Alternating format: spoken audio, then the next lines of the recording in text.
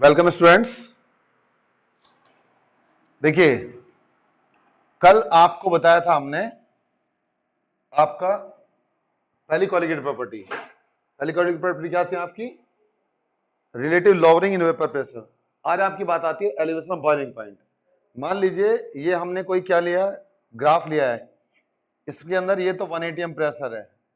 यहां हमने ये ले लिया आपका जो ये ग्राफ है, ये प्योर सॉल्वेंट का है, यानी ये प्योर वाटर सपोज कीजिए। इसको मैं नीचे मिला देता हूं ऐसे, तो ये इसका क्या हुआ?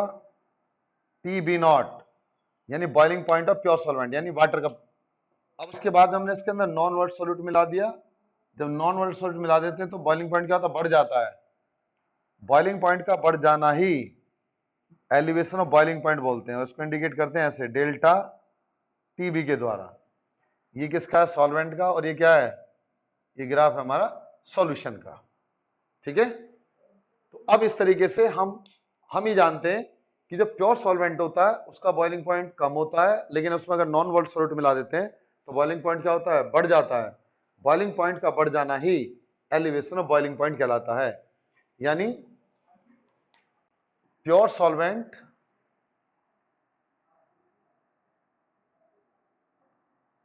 Have low boiling point, but when we add non-volatile solute, boiling point of solution increase. Boiling point of solution increase. This increase in boiling point is known as elevation of boiling point. इसी को elevation of boiling point बोलते हैं। अब हमें पता चला है experimentally, हमने देखा है एक्सपेरिमेंटली, क्या देखा है जी? एक्सपेरिमेंटली ये पता चला है कि डेल्टा TB यानी एलिवेशन ऑफ बॉइलिंग पॉइंट बराबर होता है TB माइनस TB0 के। ये जब हमने एक्सपेरिमेंट किया तो उसमें पता चला कि एलिवेशन ऑफ बॉइलिंग पॉइंट बराबर होता है difference of boiling point of solution and boiling point of pure solvent. अब हमें क्या पता है, साथ साथ हमें जहां डेल्टा TB को बोलते हैं एलिवेशन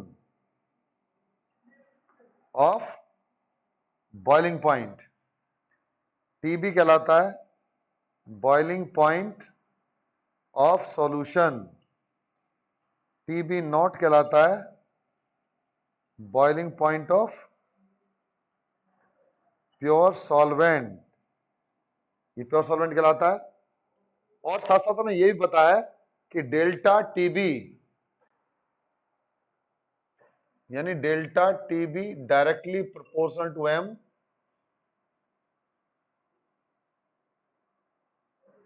या डेल्टा TB बराबर KB इंटू M, जहां M बोलते हैं मोलरिटी ऑफ सॉल्यूशन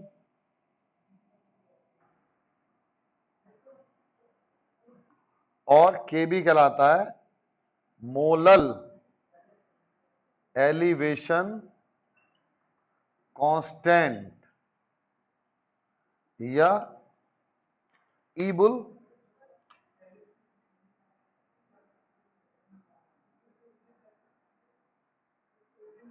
आयोस्कोपिक कांस्टेंट। अगर मैं इस फॉर्मूला मान लीजिए इसमें हमारी क्या है, फर्स्ट आ गई, इसमें अगर मैं M बराबर 1 कर दूं तो डेल्टा TB काहे के बराबर होता है? डेल्टा TB बराबर आया था बेटा KB के। डेल्टा TB बराबर KB। इसका मतलब क्या है? इसका मतलब होता है हम मोलल एलिवेशन कांस्टेंट को डिफाइन करते हैं। मोलल यहां पर कर देते हैं मोलल एलिवेशन कांस्टेंट। क्या बोलेंगे कि यदि हम एक ऐसा सॉल्यूशन ले लें जिसकी मोलरिटी 1 हो तो जितना भी उसका एलिवेशन ऑफ बॉइलिंग पॉइंट होता है वो उसका मोलर एलिवेशन कांस्टेंट कहलाता है। यानी लिखेंगे the elevation in boiling point of solution having unit molality is known as, क्या कहलाता है हमारा, उसी को मोलर एलिवेशन कांस्टेंट बोलते हैं, is known as molar elevation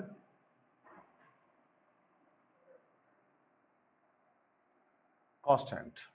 ठीक है, तो क्या मतलब है एलिवेशन बॉइलिंग पॉइंट का? प्योर सॉल्वेंट है लो बॉइलिंग पॉइंट, जो प्योर सॉल्वेंट होता है उसका बॉइलिंग पॉइंट कम होता है। जब उसमें हम नॉन वोलेटाइल सॉल्यूट मिला देते हैं तो सॉल्यूशन को बॉयल करने के लिए हमें ज्यादा टेम्परेचर देना पड़ेगा। ये जो ज्यादा हमने टेम्परेचर दिया यही क्या कहलाया हमारा, इसी को हमने बोला एलिवेशन ऑफ बॉइलिंग पॉइंट। ये एलिवेशन ऑफ बॉइलिंग पॉइंट कहलाता है। अब बात आती है आपकी जो मैथमेटिकल है, ये प्रूव किया गया मैथमेटिकली कि डेल्टा टीबी यानी एलिवेशन इन बॉइलिंग पॉइंट जो हमने यहां दिखाया, अभी आप ग्राफ समझ लीजिएगा। यहां हमने वेपर प्रेशर लिया, ये 1 atm प्रेशर है।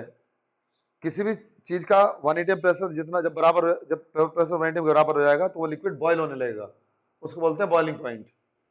तो ये प्योर सॉल्वेंट है ब्लैक वाला, ये हमारा क्या है सॉल्यूशन का ग्राफ है, और ये हमारा टेम्परेचर है, ये हमारा TB naught temperature of pure solvent, TB temperature of solution, दोनों में डिफरेंस डेल्टा टीबी कहलाया, उसको बोलते हैं टीबी माइनस टीबी नॉट। यहां तो बदलता है टी माइनस टीबी नॉट, ये सारी वैल्यू हमने लिख दी। अब हमें पता चलता है एक्सपेरिमेंटली कि डेल्टा टीबी डायरेक्टली प्रोपोर्शनल होता है एम के, या डेल्टा टीबी बराबर के बी इंटू एम के बराबर होता है। एम बराबर मोलैलिटी ऑफ सॉल्यूशन, के बी कहलाता है मोलर एलिवेशन कांस्टेंट या इबुल आइसोटोपिक कांस्टेंट।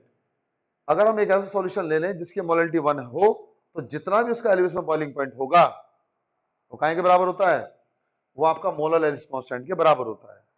वही हम यहां लिखते हैं the elevation in boiling point of solution having unit molality is known as molar elevation constant. ठीक है, तो इतनी बात आपको क्लियर हो गई होगी। अब हम आगे चलते हैं, आगे क्या बात आती है जी, आगे बात आती है आपकी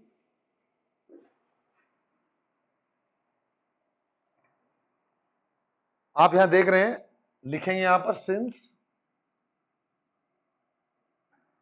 elevation of boiling point depend upon molality, किसके ऊपर डिपेंड करता है, मोलैलिटी के। ठीक है, यहां से आपको पता है, दिखाई दे रहा है आपको यहां से मोलैलिटी डिपेंड करता है। सो इट इज, इसीलिए इट इज कॉलिगेटिव प्रॉपर्टी, इसीलिए इसको कॉलिगेटिव प्रॉपर्टी बोलते हैं। So it is known as colligative property, ये आपकी कॉलिगेटिव प्रॉपर्टीज कहलाती हैं। अब आगे आता है calculation of molecular mass by elevation of boiling point method. यानी इस मेथड से हम क्या करेंगे, मोलर मास को कैलकुलेट करेंगे किसी नॉन वेट सब्सटेंस के। तो क्या हो जाएगा यहां देखो, सबसे पहले हम जानते हैं delta T b directly proportional to M, या delta T b is equal to K B into m. M आप जानते ही हैं, K B into W B into 1000 divide by m b into W A, it is delta Tb, ये delta Tb कहलाता है। यहां से हम टर्म को इक्वेट कर लेंगे, जब टर्म हमारी इक्वेट हो जाएंगी तो क्या होगा, टर्म इक्वेट होने पर हम लिखेंगे एम बी बराबर K B into W B into 1000 divide by delta T B into W A. इस फॉर्मूले से हम मॉलिक्यूलर मास को कैलकुलेट कर लेंगे। तो ये फॉर्मूला हमें किसी भी नॉन वोलेटाइल सॉल्यूट का मोलर मास कैलकुलेट करने का काम आता है। यानी आप लिखेंगे mb बराबर molecular weight of solute, wb weight of solute, delta TB elevation of boiling point,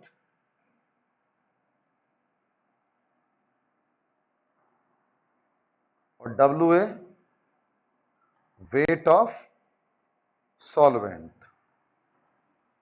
तो इस मेथड से हम क्या करते हैं, इस मेथड से इसको बोलते हैं आपका elevation of boiling point method, और इस मेथड से हम किसी भी नॉन वोलेटाइल सब्सटेंस का मॉलिक्यूलर मास कैलकुलेट कर लेंगे।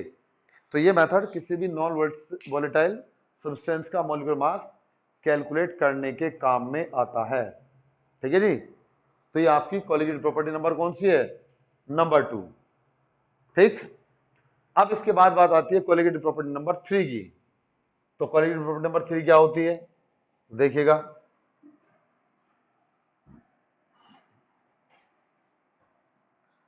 कोलिगेटिव प्रॉपर्टी 3 कहलाती है हमारी, उसको बोलते हैं आपका depression of freezing point.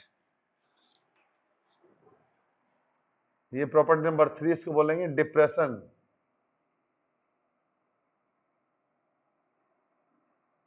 Depression of freezing point. क्या मतलब है, जो प्योर सॉल्वेंट होता है उसका वेपर प्रेशर ज्यादा होता है, जब उसमें हम नॉन सॉल्ट मिला देते हैं तो उसका वेपर प्रेशर क्या है, उसका वेपर प्रेशर कम किया जाता है। तो वेपर प्रेशर कम करेंगे तो इसका मतलब क्या होगा, उसको फ्रीज करना पड़ेगा। तो लिखेंगे the freezing point of pure solvent is high, but when non-volatile solute are added, freezing point decrease. This decrease in freezing point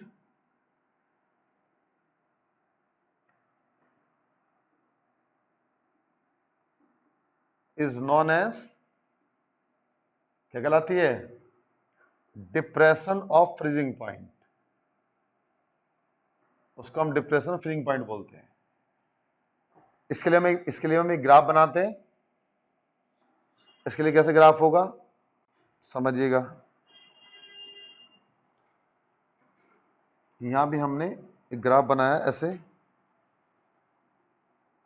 यहां पर हम लेंगे वेपर प्रेशर, यहां पर लेंगे हम टेम्परेचर। सपोज कीजिए ये हमारा ग्राफ है प्योर सॉल्वेंट का जब वो लिक्विड स्टेट में है, यानी प्योर सॉल्वेंट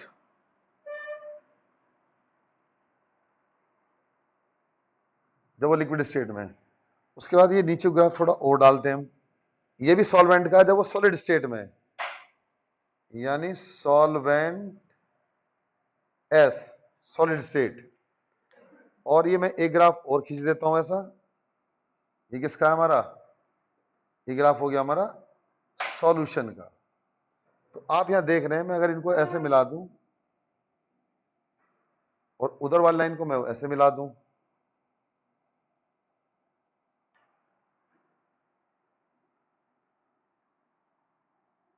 इसको तो बोलते हैं टी एफ नॉट और इसको बोलते हैं टी एफ।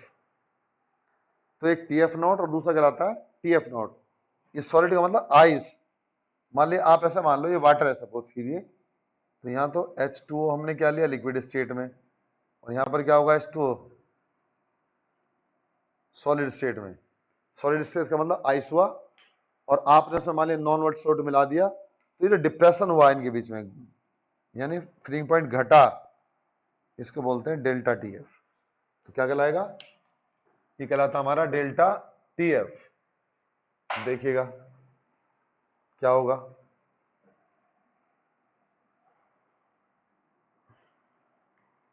ठीक है, तो नीचे टेम्परेचर और यहां पर क्या हुआ, वेपर प्रेशर। तो हम लिखेंगे एक्सपेरिमेंटली,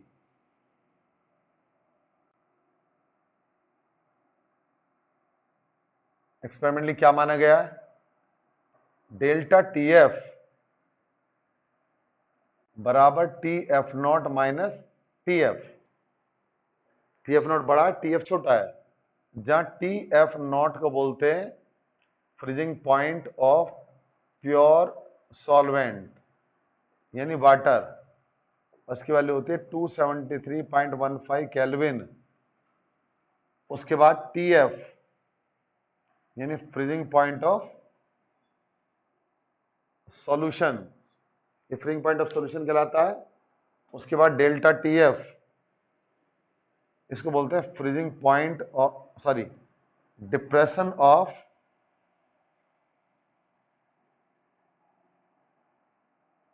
फ्रीजिंग पॉइंट। तो जब हम एक्सपेरिमेंट करते हैं तो एक्सपेरिमेंट में हमें पता चलता है कि जो डिप्रेशन इन फ्रीजिंग पॉइंट है वो बराबर होता है difference of freezing point of pure solvent and freezing point of solution. ठीक है, और साथ साथ हमें ये पता चलता है कि जो डिप्रेशन इन फ्रीजिंग पॉइंट है वो डायरेक्टली प्रोपोर्शनल है मोलैलिटी के, जैसा आपको पहले बताया था पहले वाले केस में। तो इस तरह हम यहां लिखेंगे delta T F directly proportional to M, या डेल्टा टी एफ बराबर के एफ इंटू एम, जहां के एफ कहलाता है मोलल डिप्रेशन कांस्टेंट या क्रायोस्कोपिक कांस्टेंट, बात एक ही है। जहां एम हमारी मोलैलिटी ऑफ सॉल्यूशन, इसको बोलते हैं मोलैलिटी ऑफ सॉल्यूशन। और आप जानते हैं क्या कि यदि मैं m इसको इक्वेशन मान लिया फर्स्ट मान लेता हूं और मैं m की वैल्यू 1 रख देता हूं तो डेल्टा टी एफ के बराबर आता है, के एफ के बराबर आता है। डेल्टा टी एफ बराबर के एफ यानी depression in freezing point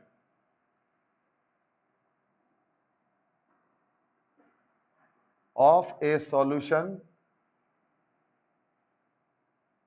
having unit molality will be equal to its molar depression constant,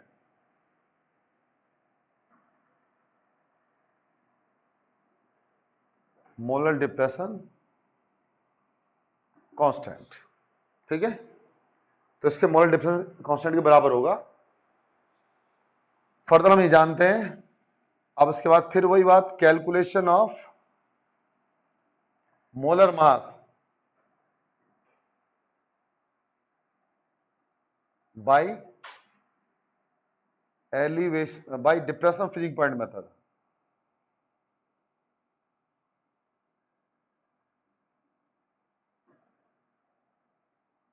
यानी इस फ्रीजिंग पॉइंट मेथड के द्वारा हम मोलर मास का कैसे कैलकुलेशन करते हैं। तो क्या होगा इसमें, फिर वही वाला फॉर्मूला, डेल्टा पी एफ बराबर के एफ इंटू एम या K f into W B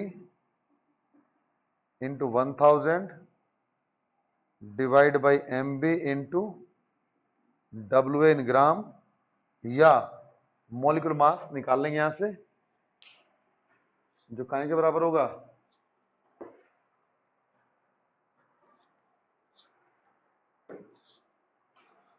या हम लिखेंगे एम बी बराबर K B into W B into 1000 divide by delta T F into W A.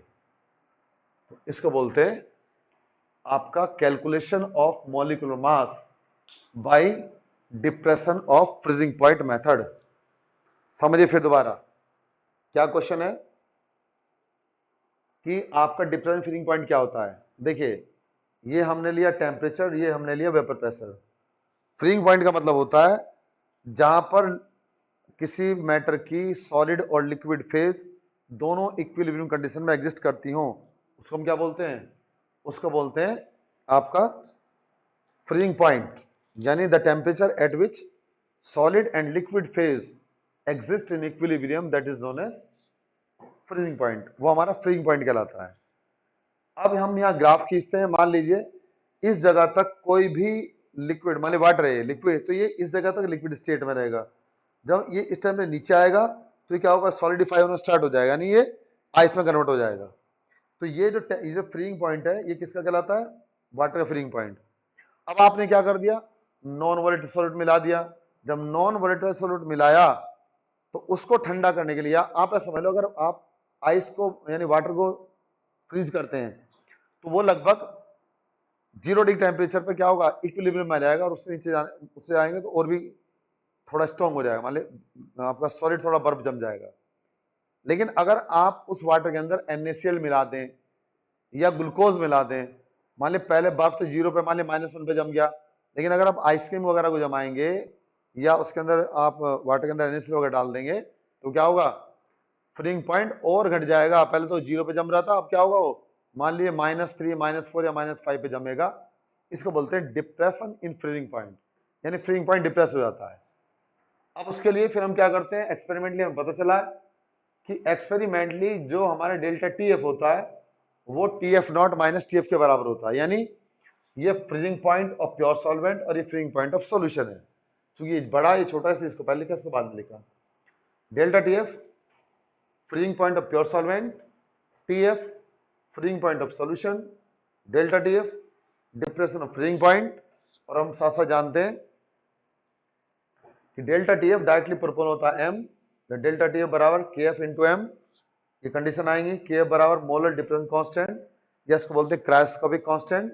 इसको हम डिफाइन करेंगे कि अगर हम एक ऐसा सॉल्यूशन ले लें जिसकी मोलरिटी 1 हो, तो जितना भी उसका डिप्रेशन फ्रीजिंग पॉइंट हुआ होगा वो काहे के बराबर होता है? उसके मोलर डिप्रेशन कांस्टेंट के बराबर होता है।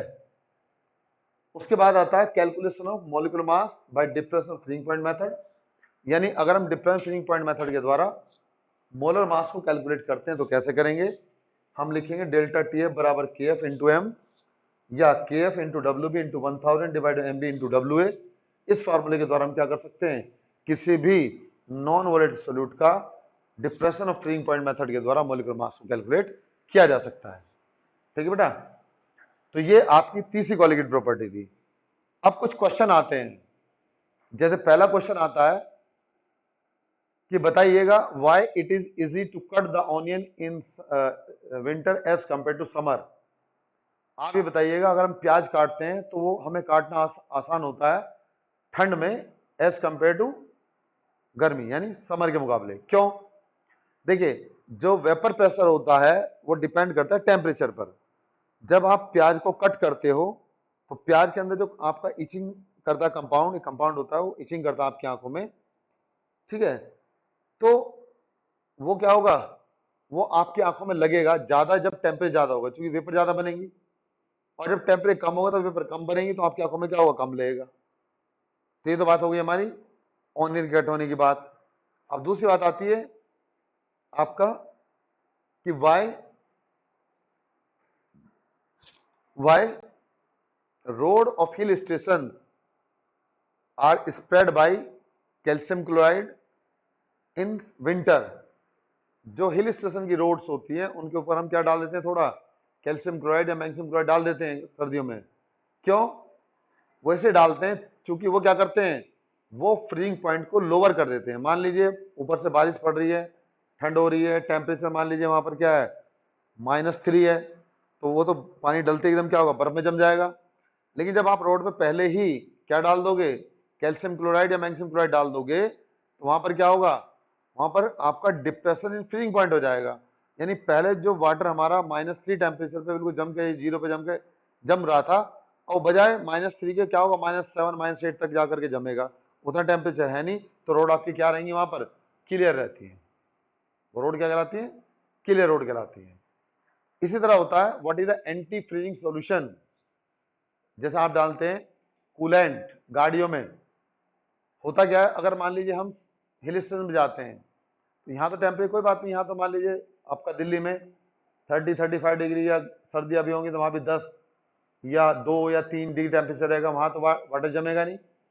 लेकिन जब हम कारगिल लेह लद्दाख जाते हैं जहाँ टेम्परेचर माइनस में होता है बहुत नीचे, तो वहाँ गाड़ियों के रेडिएटर में हम कूलेंट डाल देते हैं, यानी एंटी फ्रीजिंग सोल्यूशन। वो क्या करता है, वो फ्रीज नहीं होता, जिसके कारण वहाँ पर क्या होता है, फ्रीज ना होने के कारण वो आपका जो इंजन है वो हमेशा ठंडा रहेगा। वरना जब इंजन चलता है तो बहुत ज़्यादा हीट पैदा होती है, और अगर मान लीजिए उसमें वाटर नहीं भरा होगा रेडिएटर में, तो वहाँ क्या होगा, उसके अंदर इंजन में आपके आग लग जाएगी। उस चीज़ से बचाने के लिए हम उसमें क्या डाल देते हैं, उसमें हम कूलेंट डाल देते हैं, जिसका नाम होता है आपका इथाइलिन ग्लाइकोल। उसको बोलते हैं एंटी फ्रीजिंग सॉल्यूशन। तो अगला क्वेश्चन आता है, what is the anti freezing solution.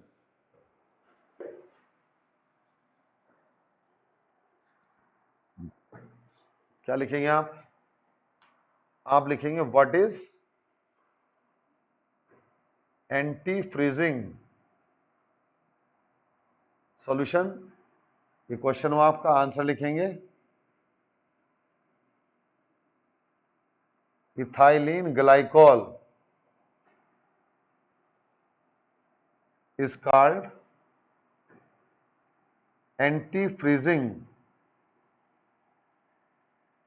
solution, यानी C2H4O2 क्या बोलते हैं, इथाइलिन ग्लाइकोल। फॉर्मूला होता है CH2OH, या इसे बोलेंगे इथाइलिन ग्लाइकोल या इथेन 1,2 डायोल, इथेन 1,2 डायोल्स। तो ये आपका एंटी फ्रीजिंग सॉल्यूशन के अंदर बिहेव करता है। तो ये आपकी 3 क्वालिटेटिव प्रॉपर्टी हो गई। अब आपकी चौथी क्वालिटेटिव प्रॉपर्टी आती है, जिसको बोलते हैं osmosis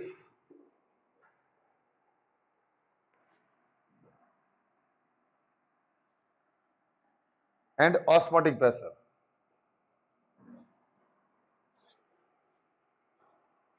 osmosis and osmotic pressure क्या होगा,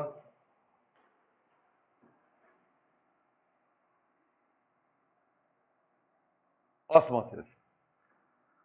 सपोज कीजिए मैं कंपार्टमेंट लेता हूं, ये कंपार्टमेंट है, इसमें मैंने यहां एक पिस्टन लगा दिया,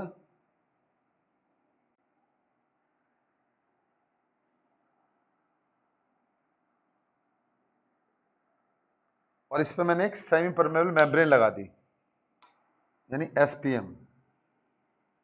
ऐसे एसपीएम, एसपीएम का मतलब semi permeable membrane.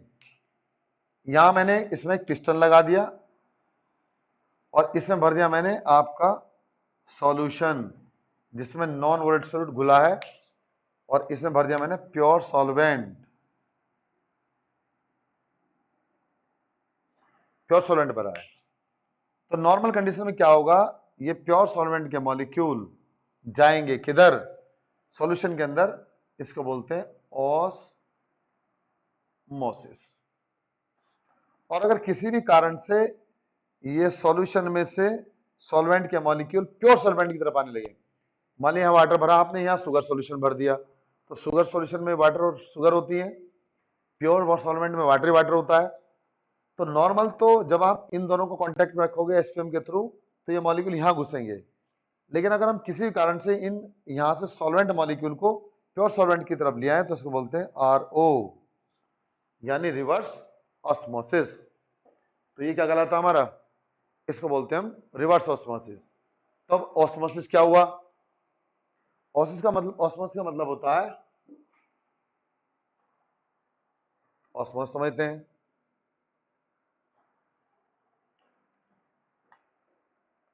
The process of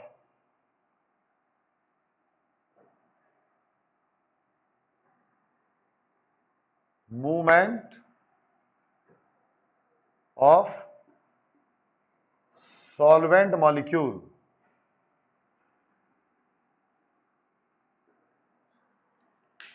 the process of movement of solvent molecule from high solvent concentration to low solvent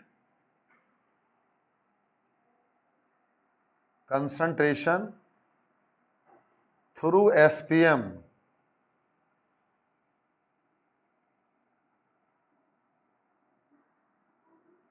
is known as osmosis. क्या मतलब हुआ कि वो प्रोसेस जिसके दौरान सॉल्वेंट के मॉलिक्यूल मूव करते हैं फ्रॉम हाई सॉल्वेंट कंसंट्रेशन से लो सॉल्वेंट कंसंट्रेशन थ्रू एसपीएम के थ्रू, वो क्या कहलाता है हमारा ऑस्मोसिस कहते हैं इसको। अब आप कहेंगे हाई सॉल्वेंट कंसंट्रेशन का मतलब क्या है? मान लीजिए यहाँ पे प्योर वाटर लिया है तो यहाँ सॉल्वेंट की मात्रा ज्यादा है तो हाई सॉल्वेंट कंसंट्रेशन है। यहाँ आपने सॉल्यूशन लिया, मान लीजिए शुगर सॉल्यूशन, तो शुगर सॉल्यूशन में आपका शुगर मॉलिक्यूल भी है, वाटर मॉलिक्यूल भी है, तो यहाँ क्या है हमारा, यहाँ कंसंट्रेशन हमारी कम है। तो जब ये मॉलिक्यूल मूव जब भी करेंगे तो सॉल्वेंट के मॉलिक्यूल मूव करेंगे, सॉल्यूट के नहीं करते हैं। तो जब हम इधर से मॉलिक्यूल इधर जाते हैं तो इस घटना को क्या बोलते हैं हम? ऑस्मोसिस। अब बात आती है एसपीएम। एसपीएम क्या होता है? Those membranes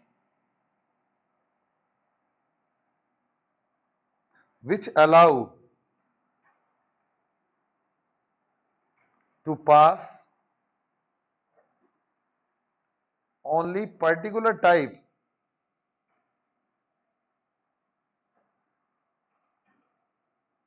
of molecules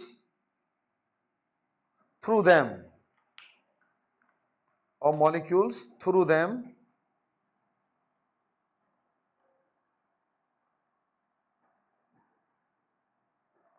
is called, क्या कहलाएंगे हमारी? एसपीएम बोलते हैं उनको। यानी those membrane which allow to pass only particular type of molecule through them is called SPM. यानी ऐसी हमारी मेम्ब्रेन जो अपने अंदर से विशेष टाइप के मॉलिक्यूल को ही बाहर जाने देती हैं, वो क्या कहलाती है हमारी?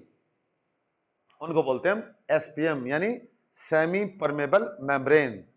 जैसे egg membrane, got membrane, onion membrane, यानी जितने भी हमारे एनिमल या प्लांट मेम्ब्रेन्स होती हैं वो क्या है? They are natural occurring SPM. वो हमारे सब नेचुरल अकरिंग एसपीएम होती हैं। तो नेचुरल अकरिंग एसपीएम की बात करते हैं तो क्या होगा? आप लिखेंगे नेचुरल एसपीएम में क्या आएगा? एनिमल कोमा प्लांट मेम्ब्रेन, सब आपका क्या कहलाती हैं? सबकी सब हमारी नेचुरल एसपीएम कहलाती हैं। ये एसपीएम के कारण ही होता है। जैसे मान लीजिए आपने प्लांट लगाया मिट्टी के अंदर, तो प्लांट क्या करता है? मिट्टी से वाटर को एब्जॉर्ब करता है, तो उसमें वाटर एब्जॉर्ब होगा और न्यूट्रिएंट्स उसके अंदर आएंगे। लेकिन मिट्टी नहीं आएगी प्लांट के अंदर। क्यों? क्योंकि मिट्टी क्या हमारी नॉन वोलेटाइल्स है, कैल्शियम क्लोराइड, मैग्नीशियम क्लोराइड वगैरह उसके अंदर है। तो क्या होगा? जब प्लांट उसको ऊपर को एब्जॉर्ब करेगा वाटर को, तो आप देखेंगे अगर आप किसी प्लांट सब्जी को खाते हैं तो सब्जी में कोई रेत या मिट्टी थोड़ी आती है, लेकिन उसके अंदर क्या होता है? लिक्विड कंटेंट जरूर होता है, वाटर कंटेंट जरूर होगा। तो क्या करता है वो मेम्ब्रेन जो होती है, यानी जो प्लांट की परतें हैं, जो उसकी बार्क है, छाल है, वो वहां पर क्या करेंगे? केवल सॉल्वेंट के मॉलिक्यूल को जाने देती है, सोल्यूट के नहीं। इसलिए क्या कहलाएंगे हमारे? वो नेचुरल एसपीएम कहलाती है। अब बात आती है हमारी आर्टिफिशियल